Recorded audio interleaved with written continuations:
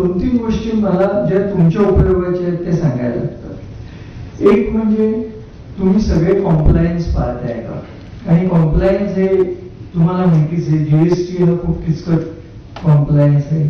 तुमची internal audit जर तुम्हाला ऍप्लिकेबल असतील, फायनान्शियल कॉम्प्लायन्सेस जे आता येस बँकेच्या यांनी पण सांगितलं, तुम्ही सगळे पाळताय का, हे फार महत्वाचं आहे. आणि आज तुम्हाला अनेक क्षेत्रात तुम्हाला पोल्युशन कंट्रोल लागत असेल, महाराष्ट्र पोल्युशन कंट्रोल बोर्डाचं सर्टिफिकेट लागत असेल, तर ते आपल्याला एखाद्या हॉस्पिटलच्या बाबतीत सांगितलं तर मी आता आगा खानचा चेअरमन होतो, आम्ही अजून कॅन्सर हॉस्पिटल चालवतो ज्याचं नाव आहे head and neck cancer hospital.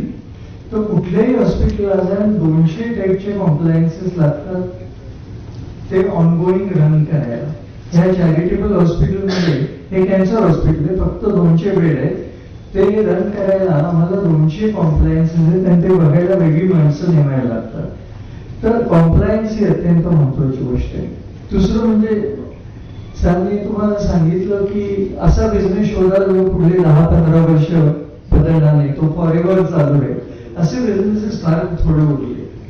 कारण आज जर कुठल्याही तुम्ही बँकरला, फंड मॅनेजरला सांगितलं की मला लोन हवाय, तर तो तुमच्या बिझनेसची प्रेडिक्टेबिलिटी आफ्टर 3 इयर्स, आता तुम्हाला एक्झाम्पल देतो, ट्रॅव्हल अँड टुरिझम हा डोल्डर्स मधला बिझनेस झाला कोविड मध्ये, मग तो हायएस्ट ग्रोथ बिझनेस झाला पोस्ट कोविड. कारण सगळ्यांना वाटलं आपल्याला एकच आयुष्य, मॅक्झिमम आपण ट्रॅव्हल करायला पाहिजे, म्हणून मॅक्झिमम बूम हा लक्झरी हॉटेल आणि कोविड मध्ये आला आणि लोकांना वाटलं हा फॉर एव्हर ट्रेंड आहे.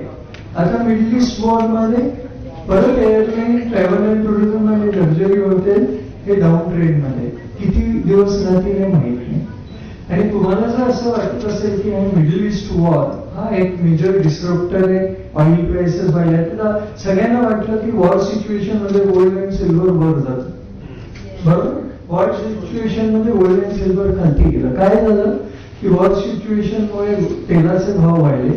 जेव्हा ते $120 गेले तर युएस बॉन्ड यील्ड 2.2% 4.5% झाला. And easy money shifted to US bond कारण it was giving assured return of 4.5 for 15 years. त्यांना माहिती टेम्पररी सिच्युएशन गोल्ड सिल्वर कडे आपण परत येऊ शकतो, पण ही संधी येणार नाही. कारण एकदा हे युद्ध संपलं की ऑइलच्या किमती परत कमी होतील, गोल्ड सिल्वर थोडंफार वाढेल, पण माझं युएस बॉन्ड यील्ड 4.5 वरनं 2% जाईल. तर हे assured इन्कम मी घ्यावं म्हणून सगळे पैसे तिकडे शिफ्ट झाले. म्हणजे आपल्याला अँटिसिपेट होतं असं घडत नाही. मनातील ब्रँड, घराघरातील ब्रँड, महाब्रँड, महाब्रँड, महाब्रँड.